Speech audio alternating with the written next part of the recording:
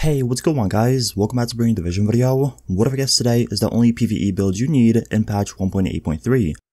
First of all, I'd like to say I'm sorry for not uploading for a little bit now. I was actually at a festival, a local New York festival, so for 3 days I was actually there, so I didn't really have, time or a way to upload.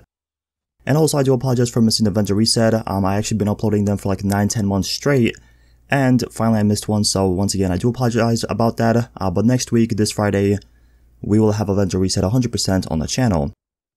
But anyways, today I'm going to be showing you guys my PvE build. I've been getting so many requests since I made the PvP videos for the builds and stuff like that. A lot of people have been saying, what's the best PvE build now? What can I use? I'm returning, I'm coming back to the game. What can I use and what can I farm for to compete for like incursions, legendary missions, and not just keep dying? So today I'm going to show you guys my main PvE build. This thing has been kind of my main for about a couple of months now. It's pretty much the same thing as it was before, but I did make a few changes in this patch. So this is what I'm talking about. Yes, it is a 6-piece classified striker. Now before you guys say anything and you say I don't have 6-piece classifieds, it is okay. I'm going to show you guys a different way you can make this build and actually get the same pretty much damage and healing as you would get with the 6-piece. Maybe not as much, but it's still going to be very, very good with a Ninja Bike backpack. So starting off first, the biggest change I did make in 1.8.3 that I didn't use before was I'm actually using a Warlord right now. The main reason I do use the Warlord is because the damage taken is reduced by 20% while firing. The taken damage is applied when you stop firing. And that's a really good thing for PvE, especially if you do solo incursions or solo legendary missions, you kind of want to challenge yourself. The Warlord is very, very good for that because, once again, the damage that you take is not going to be as severe. And even if you don't have, crazy toughness, crazy stamina, you can survive those, those gunfights, those engagements if you have a Warlord on. For the other talents, I'm using Unforgiving and Responsive. Pretty self-explanatory. You guys can go into Destructive if you wish, but I have enough enemy armor damage on this build that I don't really need it. And then for the damage, it's 26.9k with 20% enemy armor damage. And then once again, this weapon is not optimized, so it's not, top tier as it could be. For the secondary, I'm using a Showstopper. Once again, the Showstopper is really good for PvE still. With Striker, I know for PvP this got nerfed and got changed. But for PvE, the Showstopper and Striker combo is still very deadly and it's really easy to get your stacks like that. For the talents, I'm using Responsive and Destructive with the Showstopper exotic talents. And then for the weapon mods, I'm using everything with critical hit damage. And the same thing with the Warlord. I have everything into critical hit damage and critical hit chance, as you guys can see. Now, for the gear mods, I'm actually using all stamina and 4% damage to elites mods. These mods have been actually sold a really long time ago, and I can't remember exactly when I purchased them. But once again, if you have damage to elites mods, I would recommend using them 100% on this build. As for the performance mods, I'm actually using 6% first aid self heals. I do have an overdose on this build, and I'm using a overdose. So with that, pretty much combination with the first aids and an overdose, my heal is actually kind of decent. It's not, amazing or good, but it is decent. If I'm one shot and I'm about to die, I can pop that and it's going to give me a little bit of health back, to do something.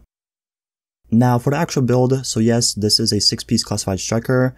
The first option I do want to show you guys is with a Ninja Bike backpack. If you don't have this build, if you don't have the classified gear pieces kind of all together, you can make this build. This is a really simple and really good build as well. It is a Ninja Bike backpack, 3 pieces of Striker, 1 piece of Nomad, and 1 piece of Defense.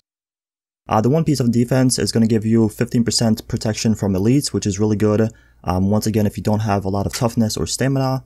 And 1 piece Nomad is going to give you guys 15% health on kill, which is really important for PvE. Even if you're not getting that much healing from your heals or your medkits, or if you're not running with a healer, if you stack a lot of health on kill on your build, you can survive those tough missions. Now the Ninja Bike backpack, kind of self-explanatory to unlock those talents. And then lastly, for the 3 pieces of Striker, it's pretty much there to give you the damage boost. No matter what weapon you're using, it's going to give you a lot more damage.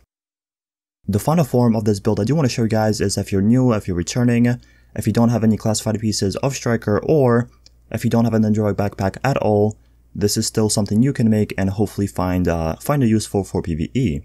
So what I'm talking about is 4 pieces of Striker and 2 pieces of Nomad. But once again, 2 pieces of Nomad for the health and kill. For PvE, it's really good. And then 4 pieces of Striker for the extra damage. And if you use something like a Lightweight 4 or a LVOAC with Predatory, you're going to get the healing, you're going to get the survivability, and it's going to be decent for PvE. So once again, those are your two options. If you don't have 6 pieces, you can make either the Ninja Rag backpack build, or you can make this version.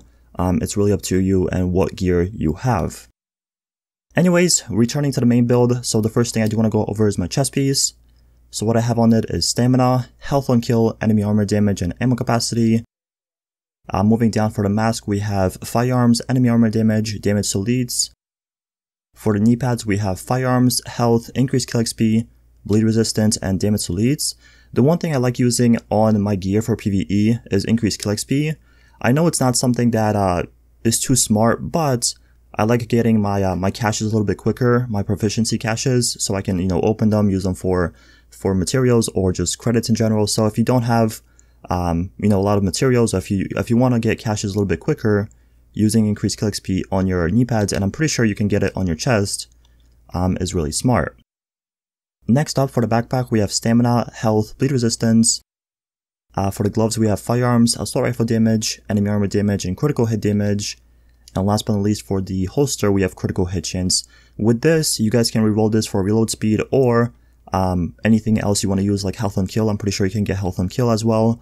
So anything like that, if you want to change this, it's up to you. But I like having critical hit chance just for the extra damage for my weapon.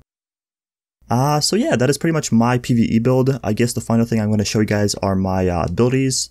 So I'm actually using a overdose. As I said before, I'm using the first aid self-heals mods. So I do have a little bit of self-healing, 81k. It's not, crazy, but it is something. And then I'm also using a immune station. This is pretty much for the cleansing and also the extra health towards the end when my box is down for like 10 seconds. I'm also using a tack link. I don't really like using recovery link or a survivor link for PvE, because most of the time when I'm playing, it's usually solo and everyone has a recovery link, so I don't really have to worry about that. I'm using a tack link for the extra damage. If we're fighting the boss, if everyone's struggling to do damage, I can pop this and we can melt the boss, in a couple of seconds. For my talents, I'm using critical save, combat medic, precision, and on the move. You guys can swap out like precision or on the move for triage if you want, but in my opinion, this works out a little bit better for me. The final thing I do want to show you guys that I kind of forgot are my character stats. I know everyone's always curious about this, to see the health and, enemy armor damage and stuff like that. So for my weapon damage, I'm sitting at 27k pretty much, 13% critical hit chance, 100% critical hit damage. Next up, I'm sitting at 339,578 max health, which is pretty good. It's not an insane amount, but it's something that's gonna kind of, last me for a little bit. And lastly, for my damage to leads, I'm sitting at 47%, and then we have 54.50% enemy armor damage on this build. Keep in mind, I'm not using destructive on my Warlord, so this could be even higher. It could be like 70 something percent. But once again, I don't have destructive. I'm spec'd into responsive and unforgiving for the extra damage. So yeah, that is it for the video. Thank you guys so much for watching. If you have any questions, let me know in the comment section below. I respond to all my comments. But once again, thank you so much for watching, and I'll see you guys in the next one.